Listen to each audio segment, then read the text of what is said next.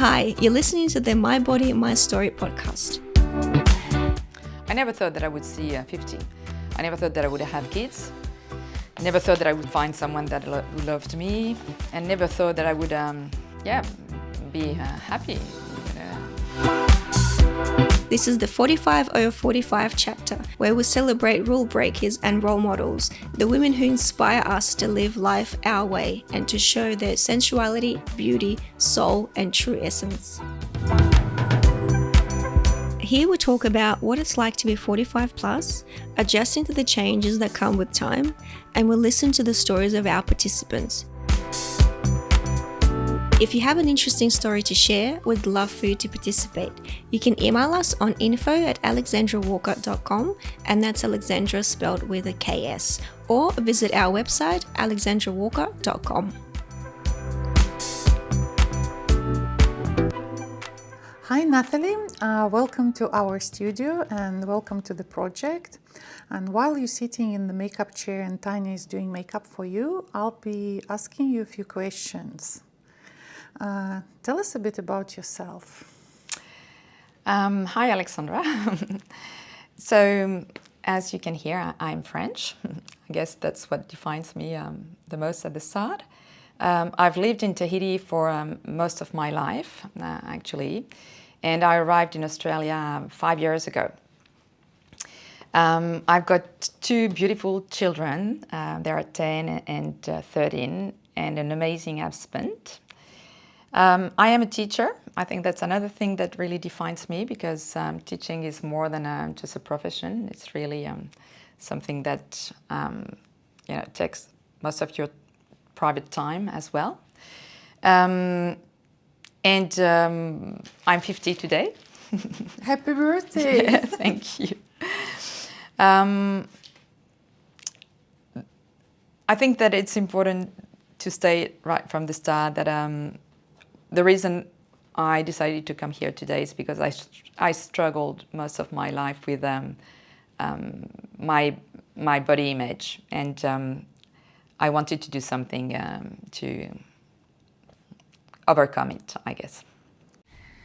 So when I said earlier that I was that I had been struggling, well, I'm not sure how much I can actually say, but.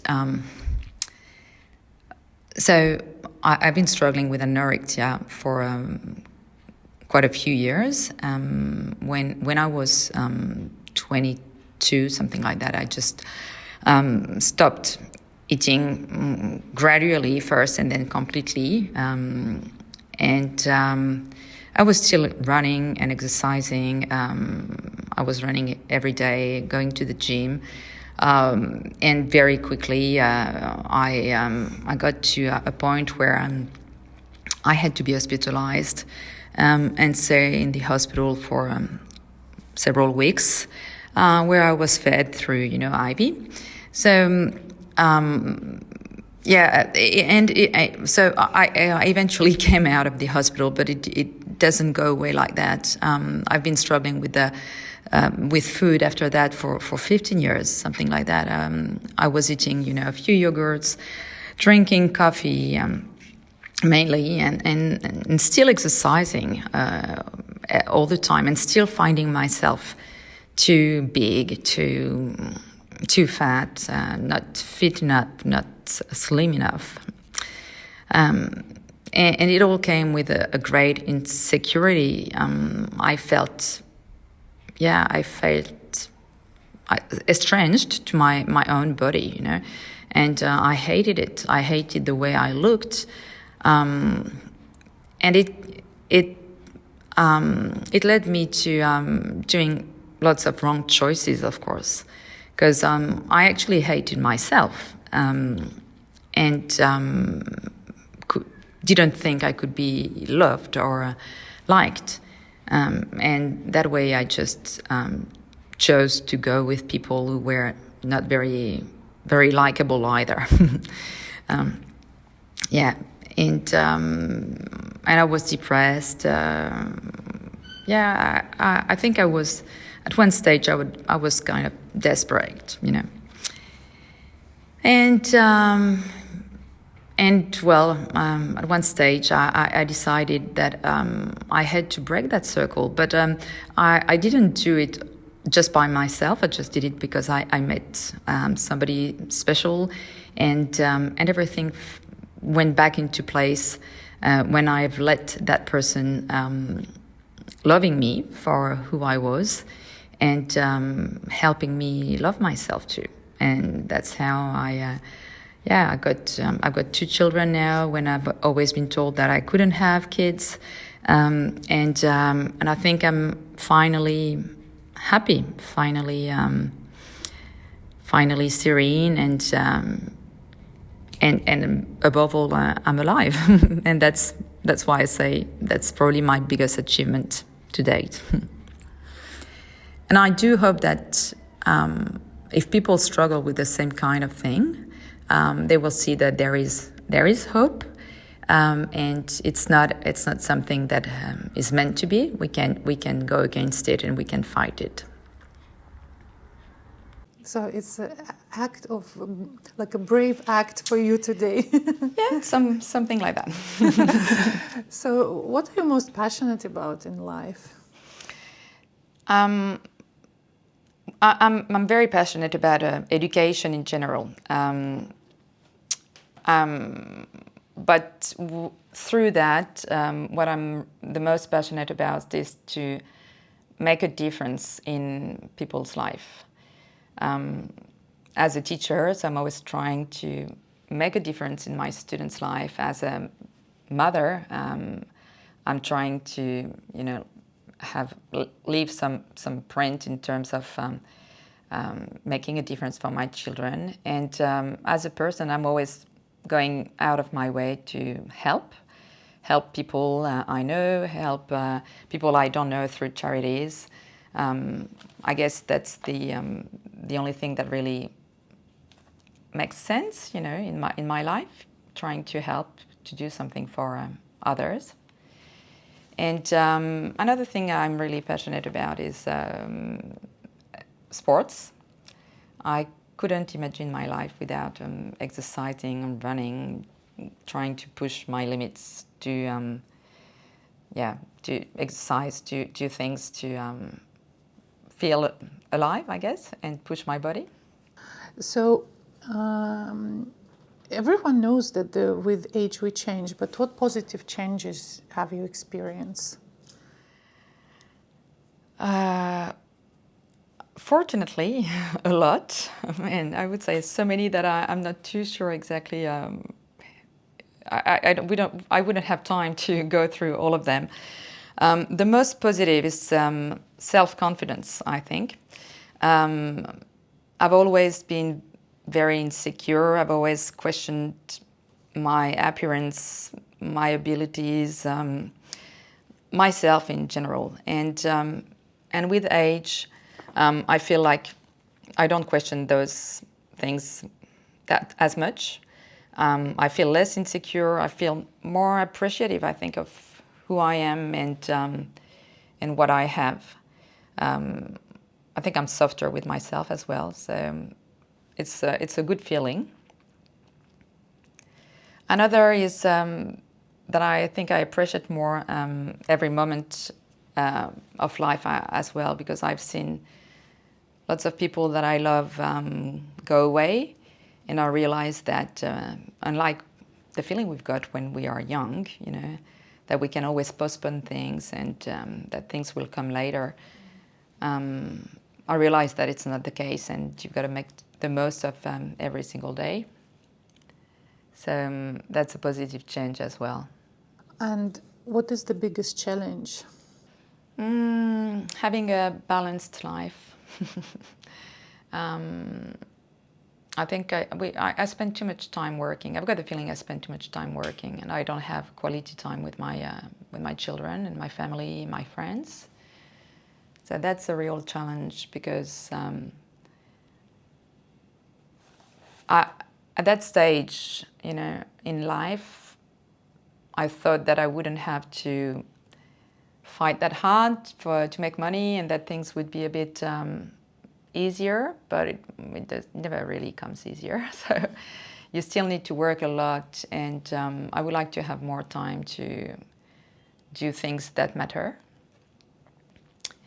The second challenge is seeing my parents getting older and realizing that's probably the path that I will take one day.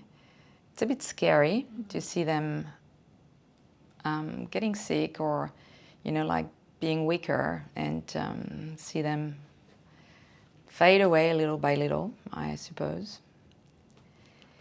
And the last one is pretty much linked to the previous one, is that I can feel my body getting sometimes weaker, and I don't control it. My mind is willing to do a lot of things, and then sometimes my body says, well, stop, you're not that young anymore, you've got to, you know, you've got to take it easy. And I feel that it's really frustrating, because I don't feel it in my mind. I still want to run 37 kilometers when I do the bloody long walk and things like that. And when after 30 kilometers your knees are just like stop working, or you're thinking, well, you know, like I feel like I could go on, but your body says no, you can't. So yeah, it's and seeing yourself in the mirror as well, you know. You can see the signs of age when you look at yourself, but you don't feel them inside your mind. So it's a bit scary to realize that there is a gap between what you feel inside and what you look like. And what you see in the mirror. Yeah. And it leads me to this question about perfect body image, or about body image generally.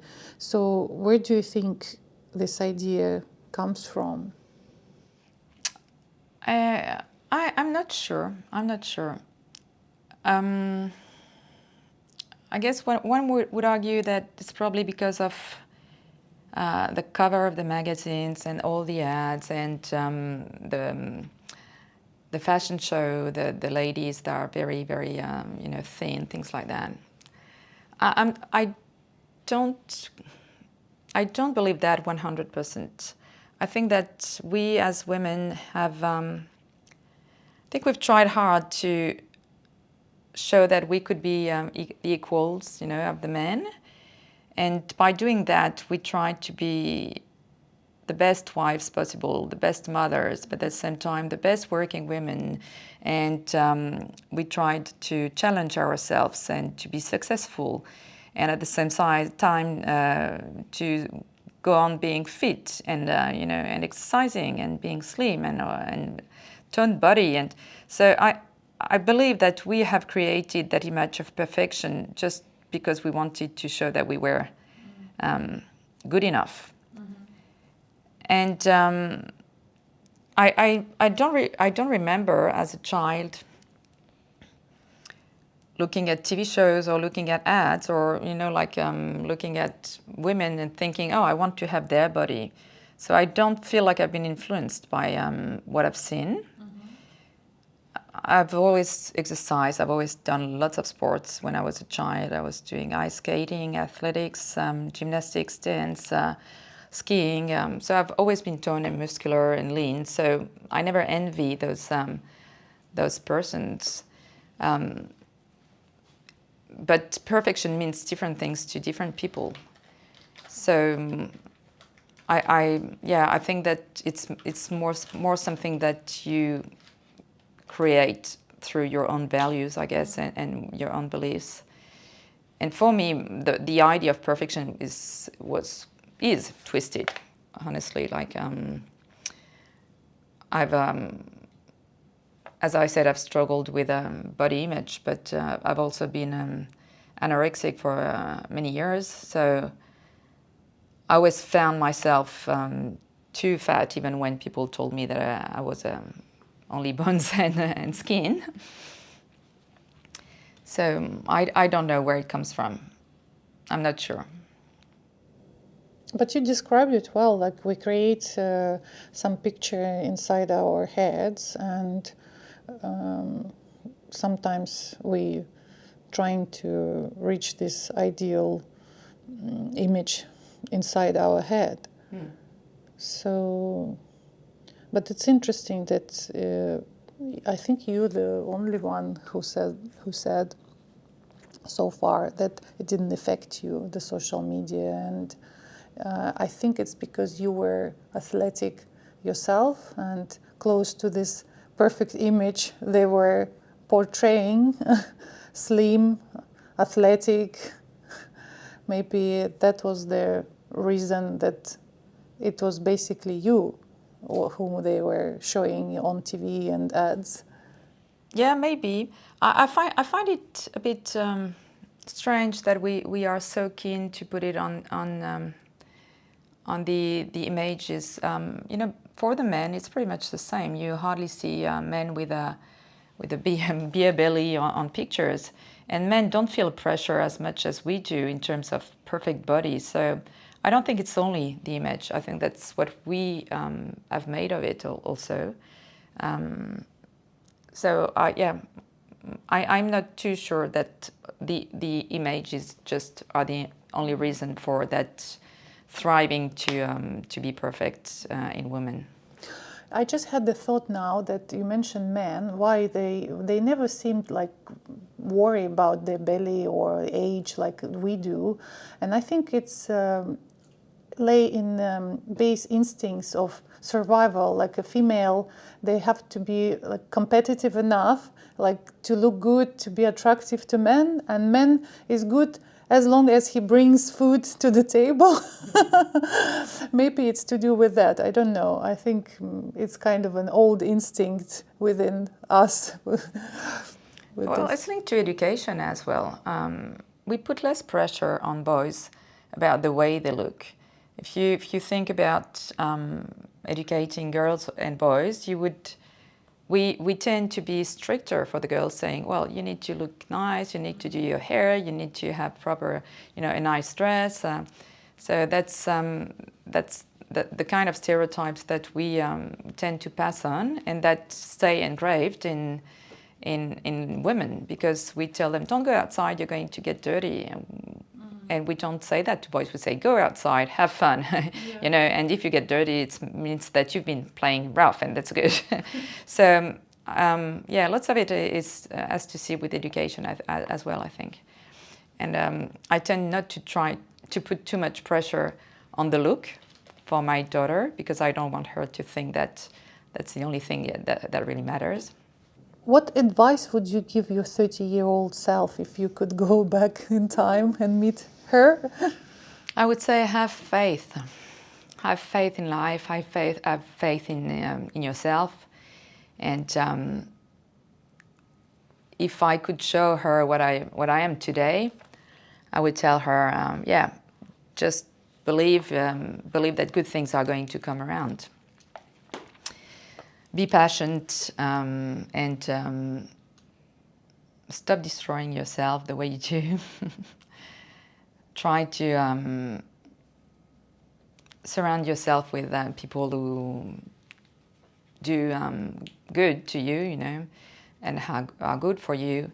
Try to stop trying so hard to be liked by everyone, and respect yourself.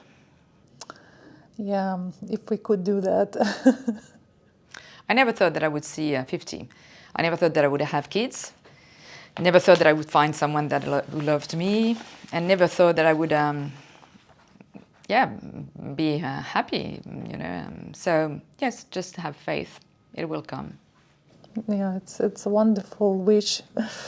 And what advice would you give to younger women who will eventually reach this age and undergo the changes? What would you say to them? Don't be afraid, but be prepared. Don't be afraid, because it's quite good finally to be alive at 50. You know, lots of people don't get there, and So it's a proof that you're still alive and kicking, and that you've got time in front of you. So it's a good sign, I would say. It's great. Be prepared, because although we know that it's going to arrive, we always think that it's not going to be that quick, you know, that we'll see it coming. And you don't really see it that much. I mean, like the first time someone offered me their seat in a bus, it was a shock. A real shock. I was like, wow, do I look so, like, I don't know, so old to that young lady that she wants to give me her seat? So I took it with humor, but, you know, like It made you think. It makes you think, yeah, well, that you're at that age where people think that maybe you need to be, you know, taking that seat. So be prepared. It's a bit of a shock, but at the same time, it's good to know that you're still alive and that you still have plenty of time in front of you. Yeah. What would you say by this age you went through like all these years, and what would be your greatest accomplishment? Well, given my history, my greatest accomplishment to date is to be here. So, yeah, I made it, and I wouldn't have bet on it, honestly, when I was 25. So it's a great accomplishment. The greatest of all, I hope it's still a work in progress. And my greatest accomplishment will be when my kids are happy and balanced adults. So I hope I'll see it happening. But it's not there yet. I'm still trying to make it happen. It's still a work in progress, and I hope I will be able to say one day that it was my greatest accomplishment. I'm sure you will. So, what does it mean to you, feeling good and looking good? What comes first for you? I would love to say that feeling good is definitely the first. And that's what I do believe. However, I do admit that I feel good when I've got the feeling that I look good.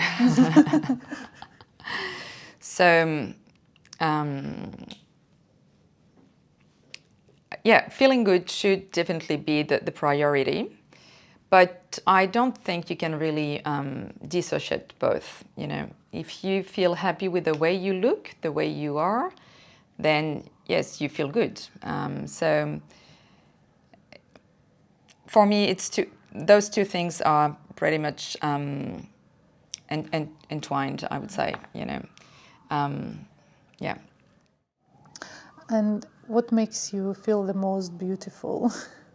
When my daughter looks at me and tells me, "Mom, you're beautiful," with her eyes full of adoration, I feel beautiful as a mom, and it makes my heart just, you know, be filled with happiness. It's and I really feel good and look good at that time.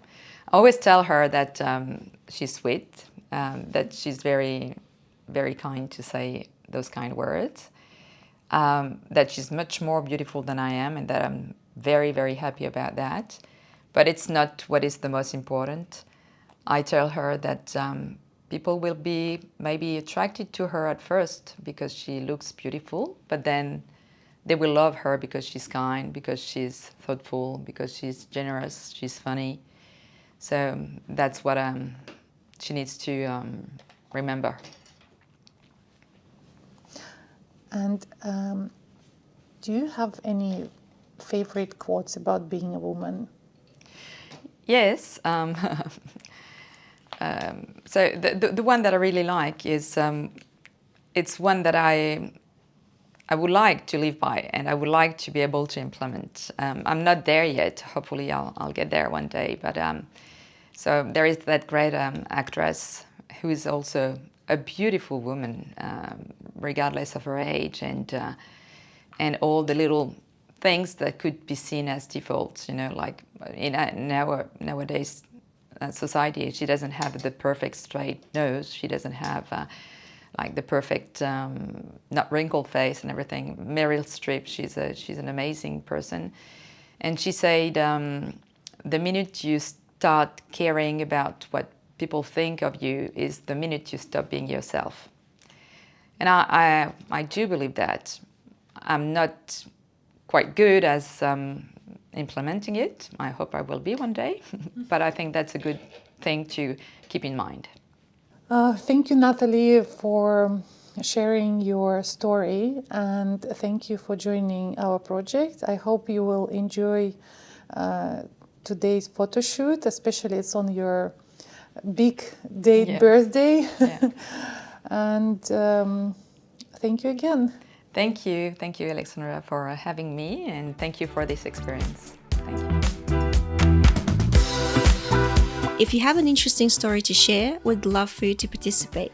You can email us on info@alexandrawalker.com, and that's Alexandra spelled with a KS, or visit our website alexandrawalker.com.